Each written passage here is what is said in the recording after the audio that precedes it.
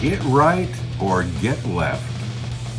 Coming up next on Pastor Bob's Coffee Break.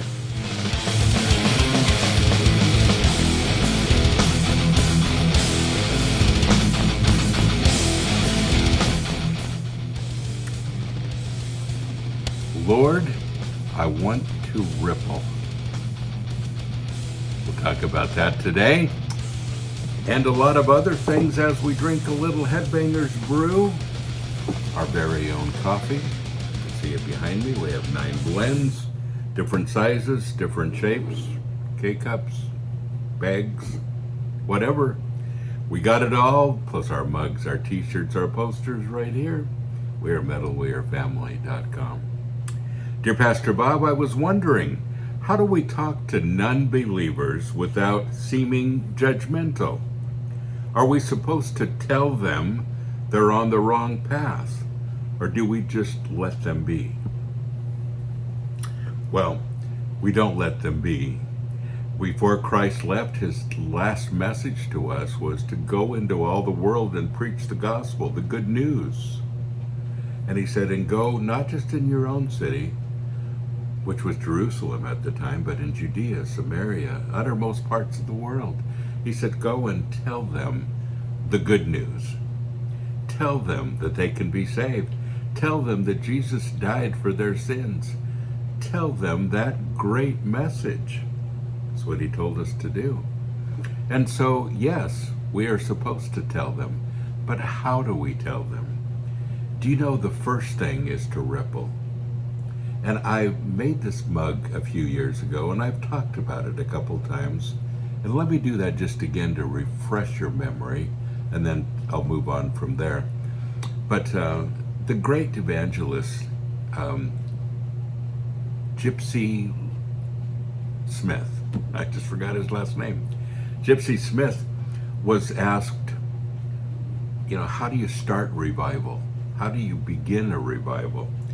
And he said, well, here's how you do it. You draw a circle in the ground.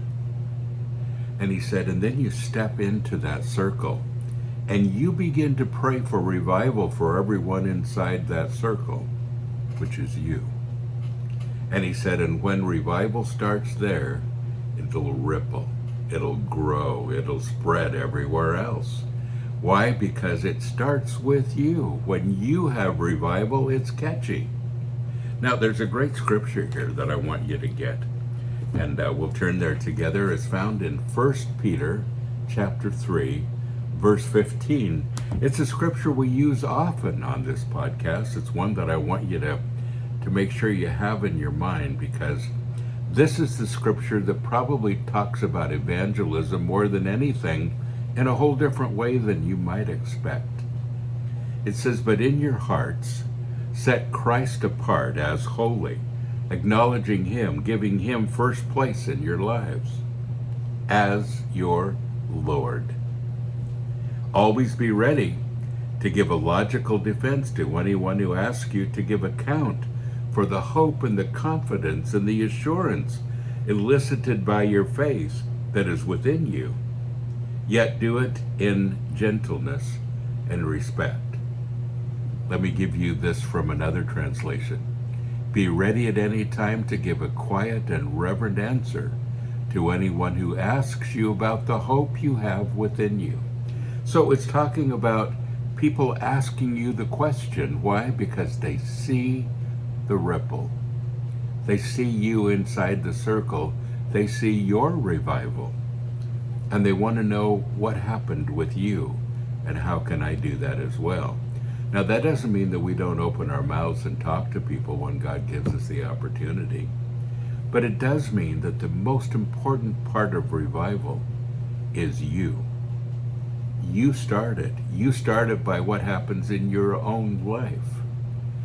We used to sing this little song in Sunday school, this little light of mine, I'm going to let it shine. This little light of mine, I'm going to let it shine, shine, shine. Let it shine, let it shine. Let it shine till Jesus comes. I'm going to let it shine. Another verse says, hide it under a bushel. No, I'm going to let it shine. Scripture says don't hide it under under something. He said, let it shine. Let it be a beacon on the top of the hill. So what about my light? Is it shining? Am I hiding it? Is it shining? And when it shines, and that's what it's talking about here, and when people begin to see that shine inside of me, they'll ask the questions. And when you give him, like it says, acknowledging him, giving him first place in your lives, then you're ready to tell people about it. And people will ask you about your hope, your confident assurance, your faith, what is within you. And then it says, and then you can answer them with gentleness and respect, not preaching at them, but sharing good news with them. That's a whole different thing. And when you share the good news that is prompted by people seeing the good news at work in your life, makes all the difference in the world. Get right or get left? Well, that's basically true. But the principles of sharing your faith have to do with love, love, love. Folks, don't forget, you are blessed. Go and be a blessing.